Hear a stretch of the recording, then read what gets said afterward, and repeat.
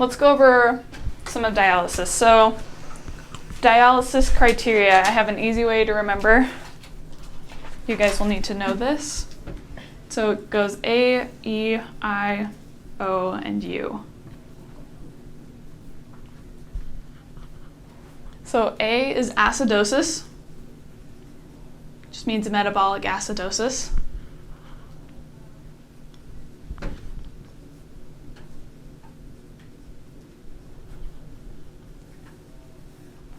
B is electrolyte imbalances, which is an easy way to remember your potassium greater than 6.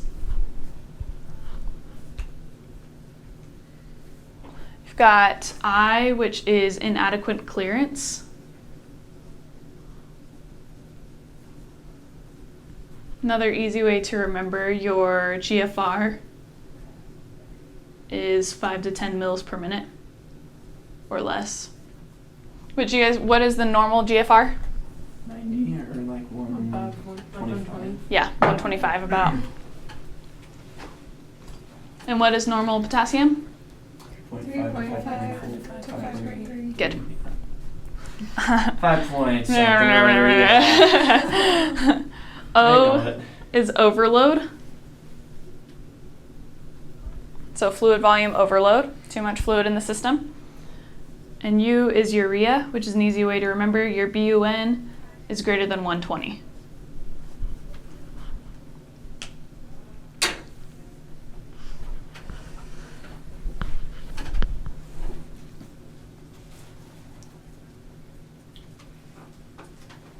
All right, let me think. Anything else for, let's see, hemodialysis. We can run through this PowerPoint real quick. Has anybody been to dialysis yet? Mm-hmm. Yeah? How do you guys like it? It's a lot of fun. Yeah? I enjoyed it. That's good. I hated it. I thought it was really boring too. Yeah. But so how much cardiac output does the kidney require to function? 20 to 25. Good. It requires a lot of the cardiac output for it to work, which is about 1,200 mils per minute of blood. 100. Oh my goodness. 1,200 Yeah. mils per minute of blood.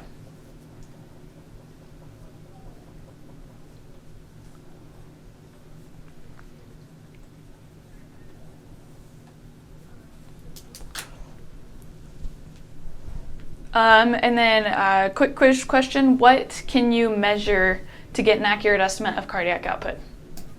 Bone creatinine or... That would be kidney function. Yeah. No. Not the map. No. That's mean arterial pressure. That just means like, that is kind of okay, but that's kind of a hard way, I don't know. But the best way is urine output. Mm. So, how much urine output are we looking for? 60 mils per hour. Mm-hmm. 60 is kind of the minimum for healthy kidneys, like 60 to 100 is what we want. 30 is when you're starting to get into renal failure. So below 30 is pretty normal for patients with renal failure.